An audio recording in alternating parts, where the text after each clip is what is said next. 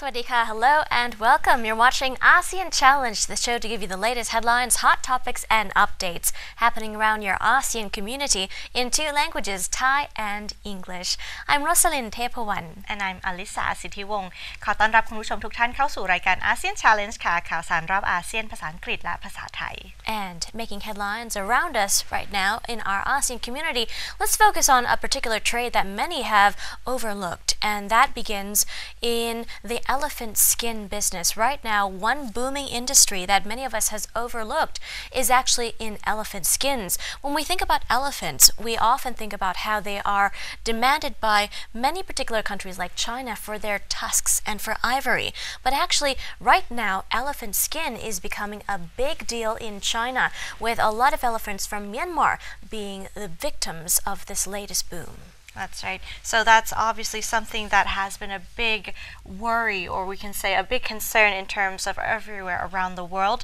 A British-based conservation charity, they're called Elephant Family, has published a report. Now, it took them a total of 4 years to do this research, and in which they have received interviews and evidence about what people do or the trade of skin. Now, this report is called Skinned, the Growing Appetite for Asian Elephants, which includes eyewitnesses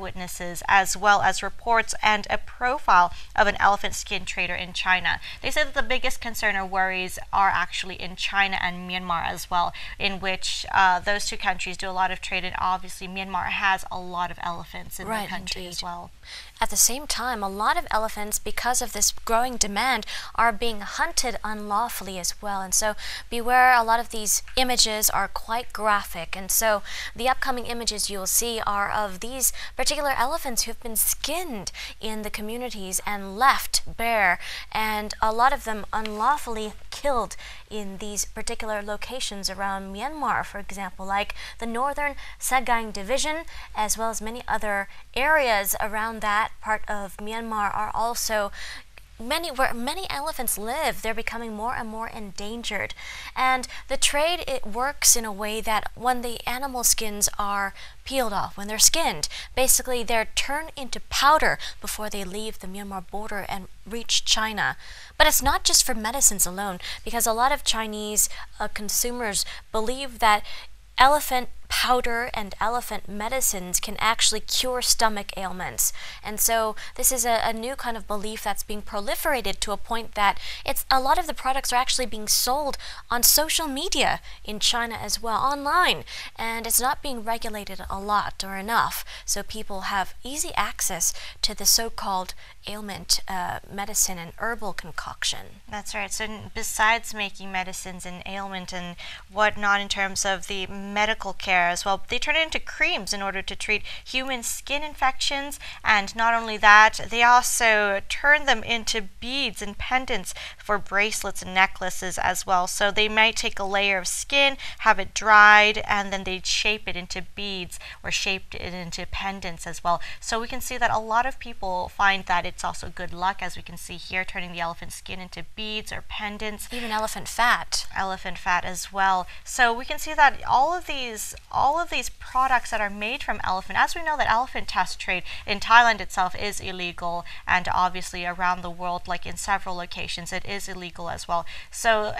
to make it into a necklace, to take the skin would be no different. Right, and what we're seeing here is actually secret undercover images, graphic photographs, and videos that have been taken undercover by various people and sent to the Elephant Family that has published these videos as well. So a lot of these secret activities are taking place without a lot of acknowledgement or perhaps even regulation from the countries as well. So it looks like Myanmar is going to go through another major challenge, not just in politics, but also among their elephant community as well, according to the latest report from the elephant family. So elephants, especially in Asia, are definitely protected, and so for these elephants to continue to be hunted on an even greater scale is going to create a new set of dangers and a new scale of problems for not just Myanmar but for ASEAN as well. That's right. And in terms of the British-based conservation charity Elephant Family, in 2016, they presented earlier findings to the 17th meeting of the Conference of Parties to the Convention on International Trade in Endangered Species of Wild Fauna and Flora, or CITES, in Johannesburg as well. Now, this organization, of course, CITES, is the primary international agreement between governments regarding international trade in endangered specimens of wild animals and plants. Some of Elephant Family's recommendations to the organization were adopted, but Elephant Family says that the situation remains dire. And the group warns that the Asian elephant could become extinct in half of the areas where currently prevalent unless action is taken by the international community. Right, and so dire and quick action has to be taken very soon, otherwise we're going to be facing a whole new set of problems. Not just Myanmar will be affected, but perhaps these poachers and these unlawful activities could cross the border further into other countries like Thailand, where elephants are major symbols as well, but are also being going through a different set of problems. But altogether, the Elephant Family continues to monitor the activities of various Chinese traders and individuals who are active on social media with their so-called elephant skin products. And what you'll see a lot of the times is how publications, how advertising takes place openly and blatantly as well. So we have to keep monitoring the situation. ใช่แล้วค่ะมาดูกันในส่วนอาเซียน Around Us ในสัปดาห์นี้นะคะอย่างที่เราเห็นกันในจอขณะนี้นะคะก็จะเป็นเรื่องราวของช้างนั่นเองค่ะซึ่งอย่างที่เราทราบกันดีว่าการค้าขายงาช้างเนี่ยค่ะก็ถือว่าผิดกฎหมายแต่ว่านอกเหนือจากงาช้างแล้วเนี่ยก็จะมีกลุ่มหนึ่งนะคะโดยเฉพาะในจีนกับประเทศเมียนมานั่นเองนะคะที่จะค้าไม่ว่าจะเป็นคือหนังช้างนั่นเองนะคะองค์การมันจะมีองค์การการกุศลด้านการอนุรักษ์ของอังกฤษกลุ่มหนึ่งค่ะที่มีชื่อว่า Elephant Family นั่นเองนะคะก็ได้กล่าวว่าช้างไทยจำนวนมากกำลังถูกฆ่าตายไม่เพียงที่จะเอางาไปค้าขายนะคะแต่ว่าเอาผิวของพวกเขาไปด้วยทาง Elephant Family นะคะก็ได้เผยแพร่รายงานเพื่อเน้นถึงภัยคุกคามซึ่งปรากฏในพม่ามากที่สุดเลยเขาใช้เวลาทั้งหมด4 ปีนะคะในการทำวิจัยเขาก็มีรายงานออกมาที่มีชื่อว่า Skin Care ความอยากที่เพิ่มมากขึ้นสำหรับช้างในเอเชียนั่นเองนะคะซึ่งเขาก็จะมีพยานต่างๆหรือว่ารายละเอียดของพ่อค้าหนังเถื่อนนะคะในประเทศจีนเขาก็จะเอาผิวหนังของช้างเนี่ยมาทำผลิตภัณฑ์ได้เยอะเลยพอสมควรไม่ว่าจะเป็นครีมนะคะหรือว่าเป็นยาต่างๆหรือว่าเอามาใช้เป็นเครื่องประดับได้อีกต่างหากใช่แล้วค่ะก็ภาพที่เราเห็นนะคะก็จะเป็นภาพวิดีโอภาพนิ่งนะคะที่ทางมูลนิธิ Elephant Family เนี่ยเขาได้รวบรวมแล้วก็มาเผยแพร่ให้ทุกคนได้รับทราบว่ามีกิจกรรมอะไรบ้างที่กำลังเกิดขึ้นกับช้างไม่ว่าจะในประเทศเมียนมานะคะหรือว่าประเทศไทยก็เช่นกันแล้วก็จะมีหลายประเทศในอาเซียนที่มีช้างหลายตัวนะคะแล้วก็ช้างที่กำลังรับการอนุรักษ์อยู่แต่ว่าในเวลาเดียวกันก็ถูกการคุกคามซึ่งในขณะนี้ประเทศจีนนะคะก็ออกมากล่าวถึงการ protect หรือว่าไม่ให้ค้างาช้างแต่ในเวลาเดียวกันตรงกันข้ามเขาอนุญาตให้ค้าผิวช้างหนังช้างซึ่งก็เป็นอะไรที่ตรงกันข้ามเลยนะคะถูกต้องค่ะซึ่งน่าแปลกใจมากเลยเพราะว่าจริงๆแล้วอ่ะการซื้อผิวช้างเนี่ยไม่ว่าจะทำเป็นครีมหรือว่าเครื่องประดับเนี่ยเขาค้าขายกันทางโซเชียลมีเดียด้วยซ้ำเพราะฉะนั้นเนี่ยก็ทางองค์การเนี่ยก็ได้กล่าวว่าถ้าหากไม่มีการทำอะไรสักอย่างหนึ่งเกี่ยวกับตรงนี้ไม่มีกฎหมายที่มาปกป้องช้างนะคะช้างในเอเชียเนี่ยอาจจะสูญพันธุ์ไปได้ใช่ค่ะภายในไม่กี่ปีนะคะก็จะเหลือช้างไม่กี่ตัวเพราะฉะนั้นก็ต้องมีการอนุรักษ์มากขึ้นนะคะแล้วก็ต้องมีกฎหมายที่ปกป้องไม่ว่าจะเป็นงาช้างแต่ก็ผิวช้างหนังช้างเช่นกันนะคะซึ่งเราก็จะคอยจับตาดูไปต่อไปค่ะว่าจะมีการแอคชั่นยังไงบ้างทางชาวอาเซียนจะร่วมมือกันต่อต้านยังไงบ้างค่ะเราจะคอยจับตาดูกันแต่ว่า that aside it's time for a short break when we come back more headlines coming up in ASEAN Hot Issues. Stay tuned. พักกันสักครู่ค่ะ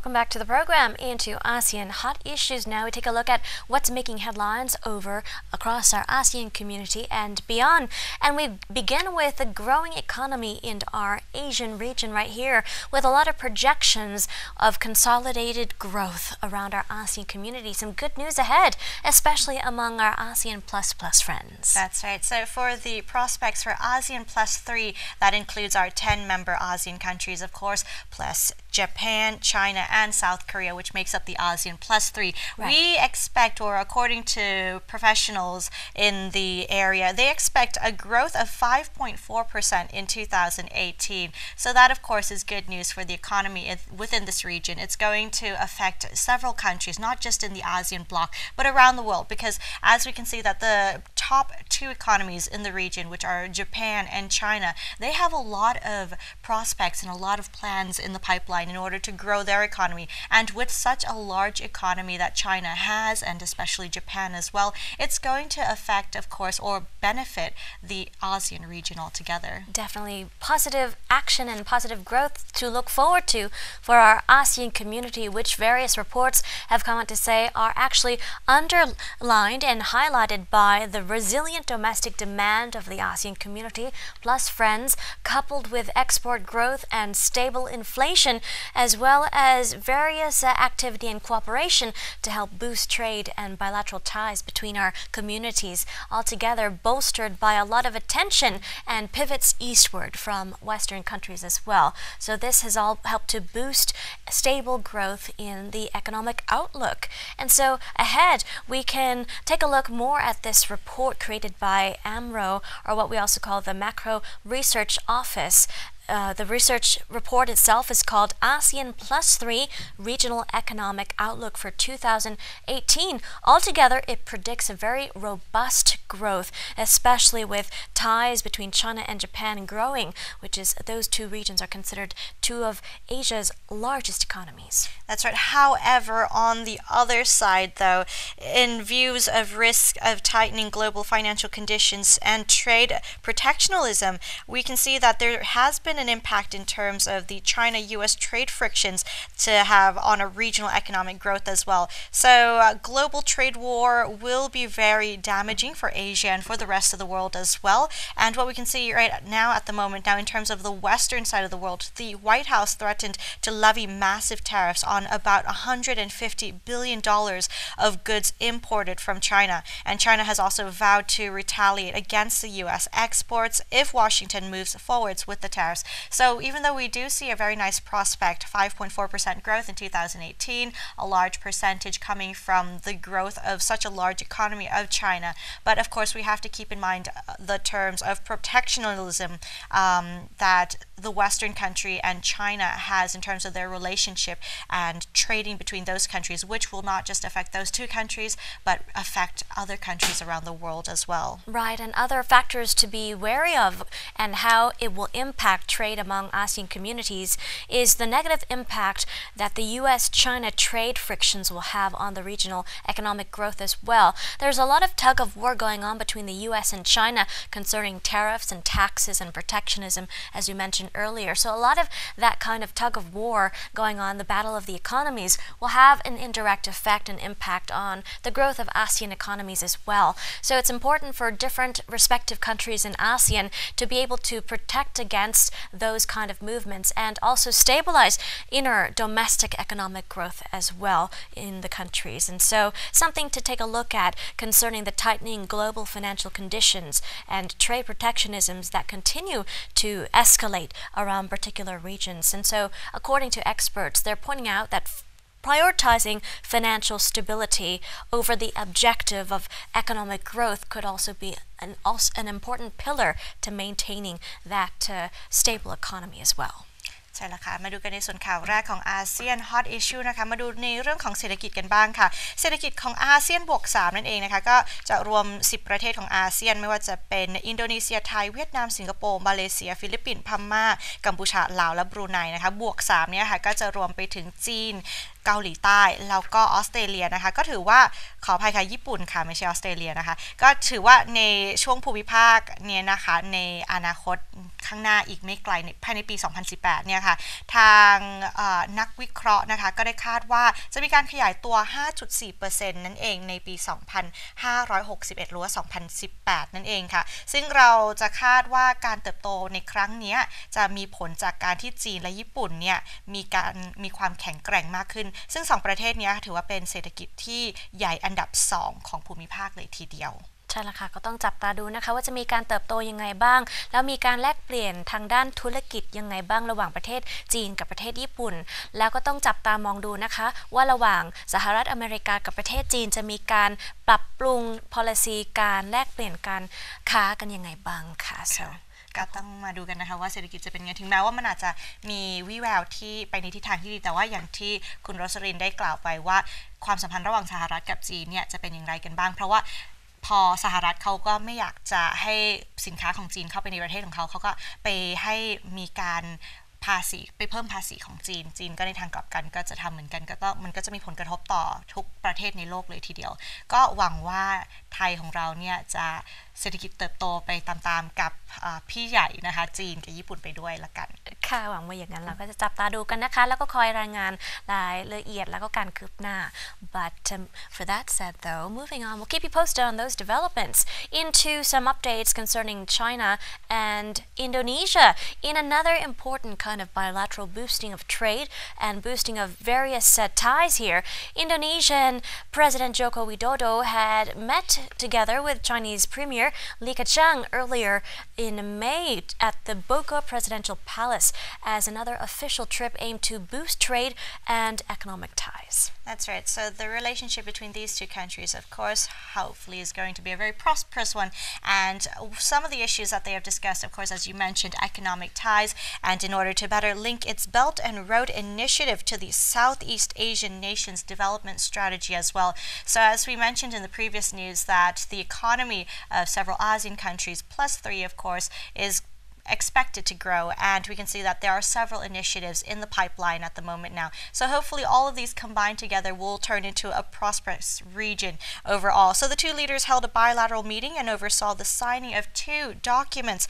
on infrastructure development as well. China's investment and aid to Indonesia have increased significantly in the past 2 years, particularly in infrastructure projects ranging from bridges and roads to power plants and high-speed rail. Right. In addition, this also marks a very official visit, marking 5 years of the strategic partnership between Indonesia and China. So with Indonesia itself undergoing lots of development and with its current lack of, you could say, good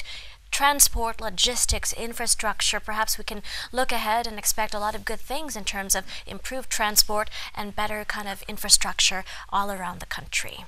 ใช่แล้วค่ะมาดูกันต่อในข่าวที่2นะคะความสัมพันธ์ระหว่างประเทศอินโดนีเซียกับจีนนั่นเองค่ะซึ่งทางประธานาธิบดีโจโกวิโดโดนะคะผู้นำของอินโดนีเซียก็ให้การต้อนรับนายกรัฐมนตรีของจีนหลี่เค่อเฉียงนั่นเองค่ะก็ได้มีความประชุมกันนะคะได้มีการประชุมกันเพื่อที่จะมีเป้าหมายเพื่อที่จะส่งเสริมความสัมพันธ์ทางการค้าทั้ง2ประเทศนั่นเองทางโจโกวิโดโดนะคะก็ได้กล่าวว่าเขาและหลี่นะคะก็ได้หารือกันเกี่ยวกับความพยายามการปรับปรุงความร่วมมือทางเศรษฐกิจและจีนก็ตกลงที่จะซื้อน้ำมันปาล์มจากอินโดนีเซียเพิ่มอีก 500,000 ตันอีกต่างหากค่ะใช่แล้วค่ะอินโดนีเซียก็เป็นประเทศเศรษฐกิจขนาดใหญ่มากสุดของเอเชียตะวันออกเฉียงใต้นะคะแล้วก็จีนได้กลายเป็นหุ้นส่วนการค้าใหญ่ที่สุดของประเทศอินโดนีเซียในระยะหลายปีที่ผ่านมาค่ะแล้วก็จะจับตาดูกันได้ว่าประเทศจีนก็เป็นหุ้นส่วนแล้วก็เป็นนักลงทุนที่ใหญ่ที่สุดของอีกหลายประเทศนะคะไม่ว่าจะเป็นประเทศเมียนมาแล้วก็ไทยด้วยนะคะแล้วก็อีกหลายประเทศในอาเซียนเช่นกันค่ะ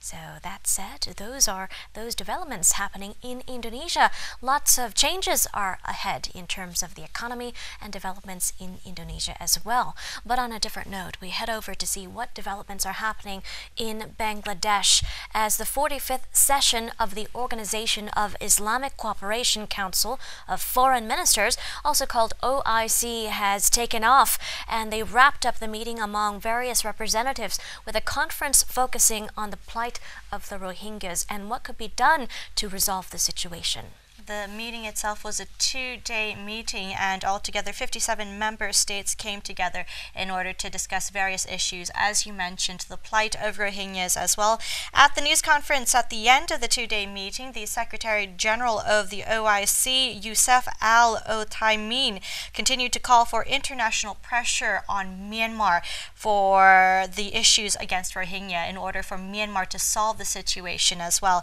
And the United Nations and rights groups has said that the situation in terms of the Rohingya groups, as we've mentioned several times in our program, that several Rohingya Muslims have tried to flee into Bangladesh, over 700,000 actually since August of last year. Fleeing refugees have reported killings, rapes, and arsons as well. And so the situation is still ongoing, and there still needs to be measures in order to mitigate the situation and the hardship of the Rohingya Muslims living in these refugee camps. A lot of things need to be solved. Right, especially among various member countries as well as in Myanmar. Lots of responses have to be acknowledged, as well as the government itself deemed their response to an August Rakhine Security Post attack as a legitimate response to that attack that happened earlier on. So that kind of resulted in a spiral and string of domino effects, resulting in ongoing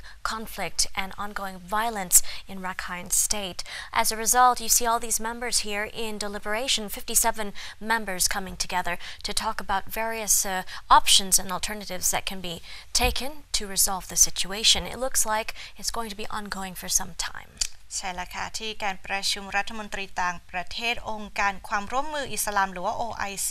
ครั้งที่45นะคะก็ได้มีการแถลงการร่วมของ53ประเทศสมาชิกของ OIC นั่นเองนะคะการประชุมในครั้งนี้นะคะก็เป็นการประชุม2วันด้วยกันเกิดขึ้นที่บังกลาเทศนะคะและการแถลงการก็มีการกล่าวถึงการละเมิดกฎหมายระหว่างประเทศอย่างร้ายแรงและจงแจ้งนะคะในด้านของในส่วนของโรฮิงญาซึ่งเขาได้กล่าวว่าเมียนมาเนี่ยจะต้องรับมือแล้วก็ต้องมีการปฏิบัติต่อการแก้ไขสถานการณ์นี้ด้วยค่ะจากการประชุมครั้งใหญ่ครั้งนี้ค่ะอย่างที่เราเห็นในภาพนะคะเราก็จะจับตาดูว่าจะมีการสรุปยังไงบ้างแล้วก็จะมีแอคชั่นที่ทุกคนจะร่วมมือกันยังไงบ้างเพื่อที่จะกระตุ้นให้ประเทศเมียนมาได้ทำงานเร็วขึ้นนะคะเพื่อที่จะช่วยชาวโรฮิงญาที่กำลังประสบภัยอยู่ไม่ว่าจะเป็นที่ประเทศเมียนมารัฐยะไข่หรือว่าที่บังกลาเทศนั่นเองค่ะเราก็จะคอยจับตาดูแล้วก็รายงานผลอัปเดตด้วยค่ะ but meanwhile that aside when we keep our eyes peeled on that situation we're also taking a look at what's going on in the Philippines as well with recent balikatan drills or shoulder-to-shoulder joint exercises having kicked off in the Philippines among not just 8,000 Philippine troops but also U.S. troops joining in these annual military drills that are showing a huge collaboration compared to the year before. They had shrugged off reports of missile deployments at Chinese outputs in the disputed South China Sea and focused on various annual war games where they help military operations and military groups prepare for any kind of urban terrain problems that could arise. That's right. So not only did we have troops from the Philippines and US as well, but also some members coming in from Australia and Japan as well. And what they did was the soldiers conducted amphibious landing exercises on a beach about 130 miles east of the disputed Scarborough Shoal in a mock battle facing fictitious enemies of Zambales province after a year of absence in the annual war games. The drills will also focus on military operation urban terrain, as you mentioned as well, and we can say that this joint exercise, Balikatan, or as you mentioned, shoulder to shoulder, was downsized last year. So this year, of course, it has increased once again due to last year after President Duterte, he had against his, different situations with the United States. Right, altogether though, there's a lot of conflict going on in the Philippines about his response to various responses from China, from the US as well, where some people actually accuse Duterte in his anti-US rhetoric of actually pimping the Philippines to foreign troops and allowing other governments to intervene in local affairs as well. So that aside though, it seems like the troops themselves are warming up to other troops around the world, whether it's Australia, the US, and other groups joining in, but it seems like this mock battle facing this fictitious enemy in this drill this year, amphibious landing drills, has tried to prompt and send messages out to other countries like China perhaps of what could happen if a situation, any kind of terrorist attack or any kind of bombardment occurs. That's right, but outside the kickoff ceremony in Manila, though, however, activists protested actually the continuation of the Balikatan despite Duterte's anti-US rhetoric, saying it is pimping, that's what they said, the Philippines to foreign troops and allowing other governments to intervene in local affairs. Right. That aside, Philippines has been quite active in its military drills. U.S. as well, joining in the Cobra Gold more so than the year before. So we're seeing a lot more involvement, and these joint military drills are becoming bigger and bigger each year. So we'll keep you posted and keep our eyes peeled on what new exercises are being conducted and what new joint collaborations are being carried out. ใช่แล้วค่ะในด้านของสหรัฐกับฟิลิปปินส์นะคะทางกองทัพสหรัฐและกองทัพฟิลิปปินส์ค่ะก็ได้เริ่มการฝึกผสมประจำปีนะคะก็การฝึกในครั้งนี้นะคะก็เกิดขึ้นที่ประเทศฟิลิปปินส์นั่นเองโดยปีนี้เน้นการฝึกต่อสู้การก่อการร้ายนะคะการฝึกในครั้งนี้มีชื่อว่าบาลิกตาน34 2018นั่นเองนะคะก็ได้ริเริ่มขึ้นวันจันทร์ที่7พฤษภาคมที่ผ่านมานั่นเองนะคะการฝึกในปีนี้นะคะก็มีทหารและทหารจากประเทศสหรัฐแล้วก็ทหารฟิลิปปินส์ประมาณ 8,000 คนด้วยกันนะคะรวมทั้งทหารจากกองทัพออสเตรเลียและทหารจากกองกำลังป้องกันตนจากญี่ปุ่นอีกต่างหากค่ะนับว่าเป็นการฝึกฝนที่หลายคนมาร่วมกันเป็นครั้งใหญ่นะคะถ้าเทียบกับปีที่ผ่านมาเราก็จะคอยจับตาดูว่าการฝึกฝนคราวนี้ค่ะจะส่งสัญญาณอะไรบ้างแล้วก็มีการจับมือกันยังไงบ้างในครั้งต่อไปค่ะ but that aside we have some more updates coming from another country where lots of changes are also about to happen not only in the military arena but in the political arena taking a look at what's happening in Malaysia the country is about to change as the election takes place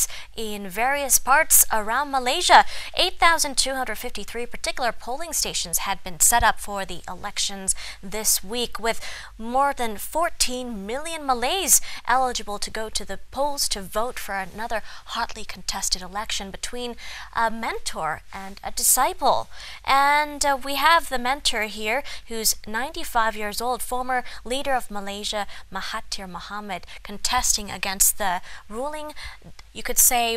government that's been reigning over Malaysia for quite some time, Najib Razak, and many locals here in Langkawi, which is considered a very hot tourist spot in northern Malaysia, are actually quite excited about the polls because this particular island community is an area that has been transformed from a sleepy fishing village on the west coast of Malaysia into a world-class tourist destination. And Mahathir Mohamad was one big, you could say, character who transformed this area into what it is today. So the locals are quite excited and will support him, it seems. That's right. So as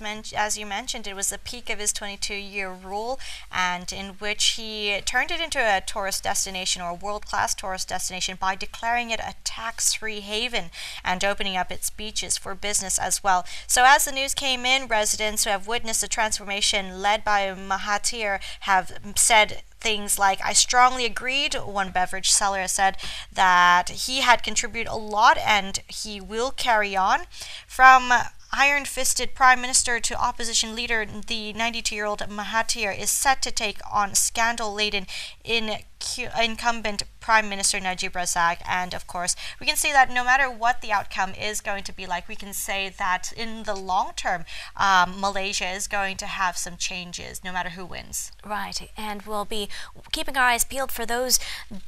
various analyses coming out between this face-off of the former mentor and disciple. So according to various analysts, this is the toughest challenge faced by the ruling coalition Barisan Nasional so far, as they've been ruling the country for more than 6 decades. Now we are going to be seeing lots of support from various groups, increasing support for the oppositions from ethnic Malays, making up about 60% of the entire 270 million population. So quite exciting times ahead for Malaysia as well. That's right. But opinions are quite split among the voters. We can say that some people long for a change and some people prefer to have things stable. Now, according to some research and some quotes, of course, a research from independent pollster showed Mahathir's Pakatan Harapan coalition is likely to win 43.7% of the popular vote. But however, of course, they were unlikely to win the majority of 222 parliamentary seats. But as mentioned, with his popularity, of course, we can see that the changes in Malaysia are going to happen indeed, and that a lot of people are seeing that or are supporting their old leader in order to, of course, bring back what he used to do to the country and make it better and continue that on. Right, and so we'll keep our eyes peeled. As you said, whatever happens, there's bound to be a lot of change and a lot of mounting pressure, even if the Barisan Nasional Party continues to win, which many say are likely because you need a majority parliamentary seat win in order to win the election. And so still expect the unexpected. But altogether, despite the ongoing scandal surrounding Najib Razak in his so-called investment fund of One Malaysia Development Berhad, he denies all wrongdoing, and various analysts say he's likely to retain power regardless of what happens. ใช่แล้วค่ะมาดูกันในส่วนของการเลือกตั้งที่ประเทศมาเลเซียกันบ้างนะคะในรอบนี้เราก็มีคู่แข่งที่ถือว่าน่าติดตามเลยทีเดียวนะคะก็ในด้านของฝ่ายค้านนะคะดร.มหาเทียร์โมฮัมเหม็ดนั่นเองด้วยวัย92 ปีนะคะเป็นอดีตผู้นำของประเทศมาเลเซียเนี่ยซึ่งถือว่าได้สร้างประวัติศาสตร์เป็นนายกรัฐมนตรีที่อยู่ในตำแหน่งยาวนานถึง22 ปีเลยทีเดียวนะคะเขาเนี่ยก็ได้มีผลงานในการทำให้ลังกาวีเนี่ยค่ะกลายเป็นแหล่งท่องเที่ยวที่ติดอันดับโลกเลยทีเดียวนะคะทางฝ่ายค้านเนี่ยถึงแม้ว่าประชาชนหรือว่าก็คือทุกคนก็ออกมาบอกว่าไม่น่าจะชนะแต่อย่างไรก็ตามมันก็อาจจะมีผลในด้านระยะยาวนะคะของประเทศมาเลเซียแล้วก็การเปลี่ยนแปลงของประเทศในด้านที่ดีขึ้นนะคะใช่ค่ะแล้วก็จะเห็นฝ่ายค้านนะคะซึ่งกำลังมีอำนาจพลังมากขึ้นที่ต่อต้านฝ่ายพรรคการเมืองที่เป็นผู้นำประเทศมากว่า60 ปีเลยนะคะเนี่ย6 decades ก็นับว่ายาวนานมากๆเลยค่ะแต่ว่าถ้าพูดถึงอดีตผู้นำมหาธีรโมฮัมเหม็ดก็พอเราไปมาเลเซียก็จะมี2ตึกที่เรียกว่า Twin Tower ใช่ไหมคะก็เป็นตึกที่ทางผู้นำผู้นี้สร้างขึ้นมาก็เป็นสัญลักษณ์ของประเทศมาเลเซียแล้วก็เมืองกัวลาลัมเปอร์ด้วยค่ะก็นับว่าเป็นการเลือกตั้งที่ร้อนแรงเลยนะคะทีเดียวปีนี้ so changes ahead for Malaysia. That said, we take a short break. Coming up after the break, some events coming up in ASEAN calendar. Stay tuned. พักกันสักครู่ค่ะ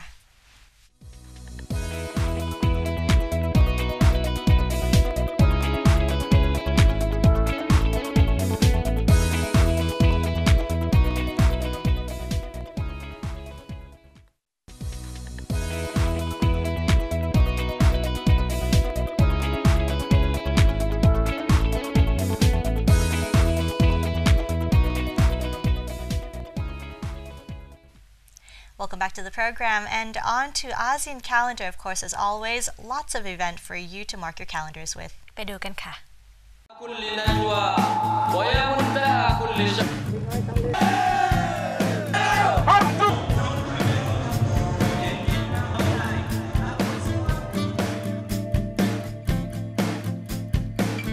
The 13th to the 15th of May 2018, King Norodom Sihamoni's birthday. The King's birthday is a major Cambodian holiday that allows the people of Cambodia to express their patriotism and appreciation for their progressive government. Due to the aftermath of the Khmer Rouge and Pol Pot, holidays like the King's birthday play an important role in reminding Cambodian citizens about the importance of having a government with limited powers. This holiday celebrates the birth and coronation of Cambodia's current monarch, King Norodom Sihamoni. The birthday of King Norodom Sihamoni is celebrated on May 13th each year. It is followed by 2 additional celebration days. The King's birthday is one of 25 public holidays that are celebrated in Cambodia each year. The life of Norodom Sihamoni. To understand why King Sihamoni is such an appreciated leader, you must learn about his unusual life. As most Cambodians know, King Sihamoni has been the king of Cambodia since 2004. Due to his participation in cultural awareness campaigns and background in the arts, Norodom Sihamuni is often regarded as a strong defender of human rights. Because of the atrocities that occurred during Pol Pot's rule of Cambodia, Sihamuni's commitment to protecting the arts and the rights of common Cambodian citizens is appreciated by all Cambodians. Before he was a monarch, Norodom Sihamuni was known as the son of King Norodom Sihanouk. Norodom Sihamuni was born in 1953. After growing up in Cambodia, Sihamuni moved to Czechoslovakia to pursue a career as a dancer. He was educated at the Academy of Music Arts in Prague. After completing his curriculum in Prague, Sihamuni moved to North Korea to study the art of film. After finishing his studies, Norodom Sihamuni moved back to Cambodia to live with his family. Soon after his return, the Khmer Rouge turned against the Cambodian government. After quickly capturing the capital of Cambodia, the Khmer Rouge placed Sihamuni and his family under house arrest. While living under the rule of Pol Pot and the Khmer Rouge, Sihamuni witnessed the atrocities of genocide and radical agrarian reform. This undoubtedly bolstered the caring spirit that Sihamuni often exhibits to his people today. In 1979, Vietnamese forces defeated the Khmer Rouge, and Sihamuni's father, King Sihanouk, returned to power. Soon after Cambodia was liberated by Vietnam, Norodom Sihamuni moved to France. While in France, Sihamuni taught at the Khmer Dance Association. Sihamuni used his position to increase awareness about Cambodian culture. When Sihamuni finally returned to Cambodia, he became Cambodia's delegate to UNESCO. After Sihanouk retired, Sihamuni was selected by a 9-person council to become the new monarch of Cambodia. On October 14, 2004, Sihamuni was coronated. Due to the impoverished state of many Cambodian citizens, the coronation ceremony was very modest. Awards.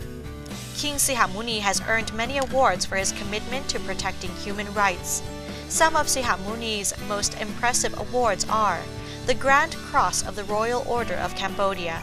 the Grand Cordon of the Chrysanthemum, the Grand Cross of the Legion of Honor.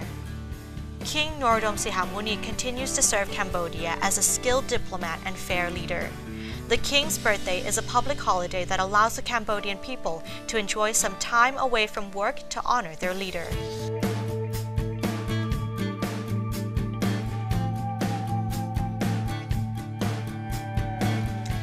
The 14th of May 2018, Royal Plowing Day. In Thailand, the annual Royal Plowing Ceremony is a special day where a symbolic rice planting takes place, which is supposed to help guarantee a good harvest in the year to come. Royal Plowing Ceremony is observed by the government sector only.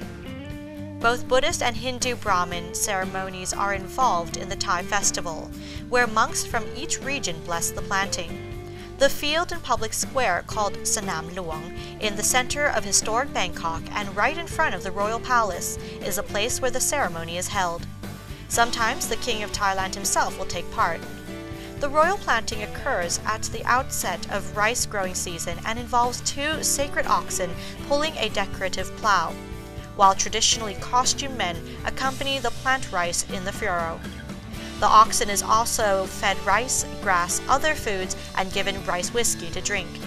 Based on what the oxen chooses to eat, when given multiple foods to choose from, astrologers then predict if it's going to be a good rice growing season ahead.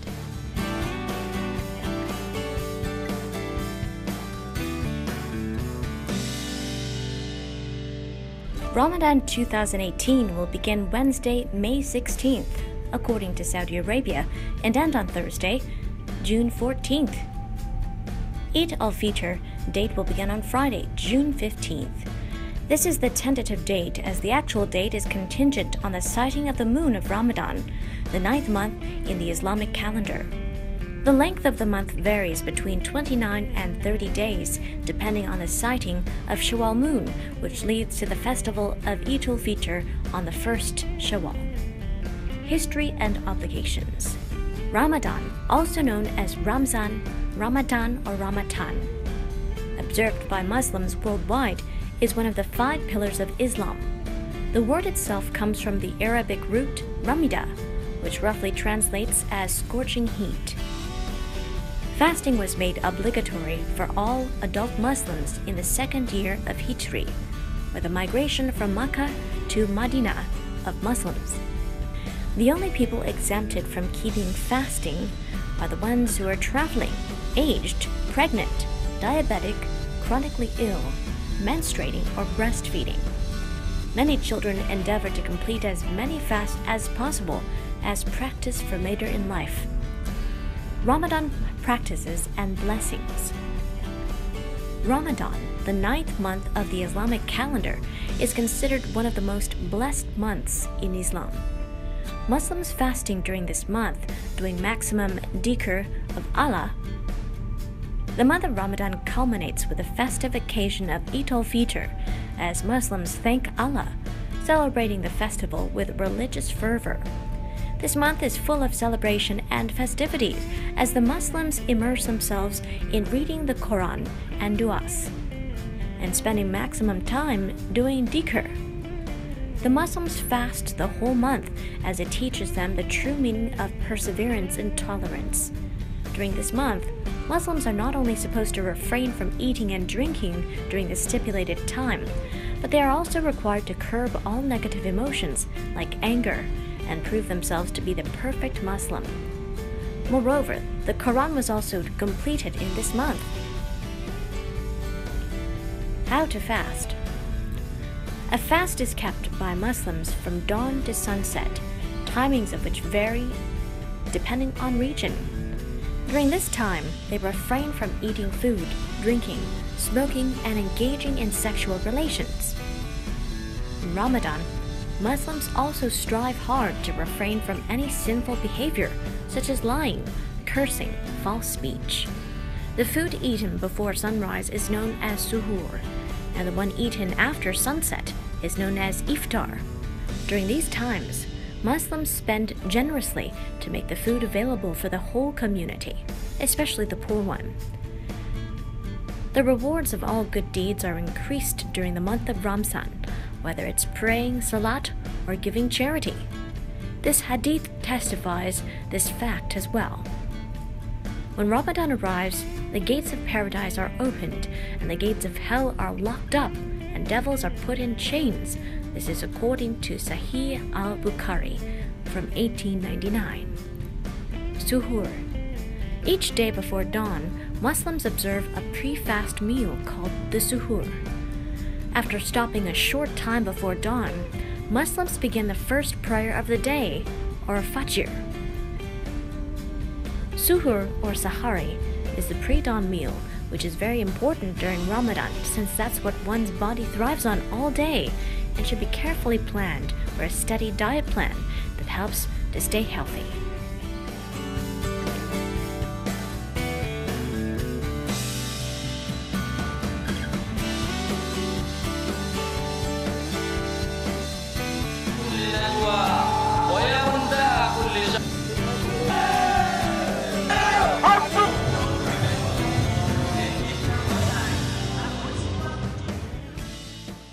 And those were calendar events on ASEAN Calendar. Let's take a break now. Coming up next, ASEAN Interview. Don't go away. เดี๋ยวกลับมาค่ะ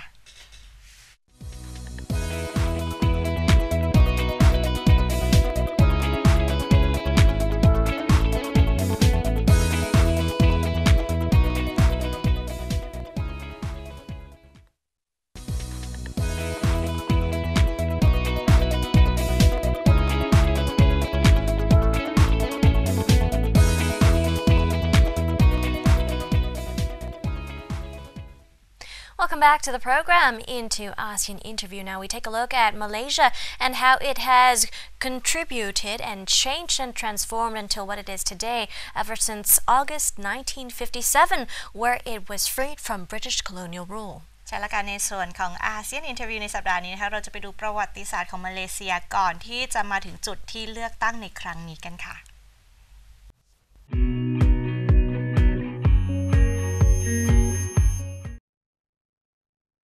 The Federation of Malaya achieved independence on August 31st, 1957, after British colonial rule from the 19th century came to a close. The chief minister of the Federation, Tunku Abdul Rahman, was named the newly established country's first prime minister. 6 years after, on September 16, former British colonies Singapore as well as Sabah and Sarawak on the northern Borneo joined the federation to form a 14-state federation of Malaysia. But the federation did not last more than 2 years, when Singapore withdrew due to political disagreement with Tunku Abdul Rahman on Chinese communities, leaving Malaysia with 13 states. Mahathir is by far the longest-serving Malaysian prime minister. During his 22-year term, he modernized the commodities-dependent economy that he inherited with industries ranging from electronics to vehicle manufacturing. In the 1980s, many opposition and civil society leaders were jailed without trial, and newspapers critical to Mahathir's administration were shut down. Many remember the accusations against him of cronyism, undermining the judiciary and suppressing dissent. The feud between Mahathir and his former deputy Anwar Ibrahim, who was sacked in 1998 and jailed the following year on charges of corruption and sodomy, has shaped the country's political landscape over the past 2 decades. Anwar said charges were politically motivated. Mahathir stepped down on October 30, 2003, but he soon found fault with his hand-picked successor, ex-deputy premier Abdullah Ahmad Badawi, who led the coalition government to win a landslide victory in the 2004 election. Calls for electoral reform marred Abdullah's second term, prompting his coalition to lose its crucial 2/3 majority in parliament in a 2008 general election. Abdullah resigned the following year and handed over premiership to Najib Razak, the eldest son of second Prime Minister Tun Abdul Razak Hussein, in 2009. Just before Najib's first term came to an end, Malaysian military had a month-long standoff in Sabah State with Filipino gunmen in March, which at the end involved an all-out assault by Malaysian troops to flush out the Filipino gunmen who were pressing an ancient claim on the region. At least 64 people, including 9 members of the Malaysian security forces, were killed. In the 2013 election, the ruling coalition secured only 60% of a total of 222 parliamentary seats, with less than 50% of the popular vote, amid continuous calls to reform the gerrymandered electoral system that was said to be also prone to cheating and bias. Since 2015, Malaysia State Fund One Malaysia Development Berhad, or 1MDB, was caught in a multi-billion-dollar scandal. The U.S. alleged that more than $4.5 billion was misappropriated from 1MBD. About $681 million was alleged to have made its way into Najib's bank account. But he was cleared by Malaysia's Attorney General, who said the money in his account was a gift from the Saudi royal family. The relationship between Malaysia and North Korea has been on ice following the murder of Kim Jong-nam, the estranged half-brother of the North Korean leader, at its international airport. 2 women from Indonesia and Vietnam are facing trial in Malaysia, while U.S. and South Korea say the murder was orchestrated by Pyongyang. After celebrating the country's 60th anniversary in August 2017, Najib dissolved the parliament, paving the way for a general election, where he would face former Prime Minister Mahathir from the opposition, in arguably the toughest battle for the ruling coalition that has been undefeated and ruled Malaysia since its independence.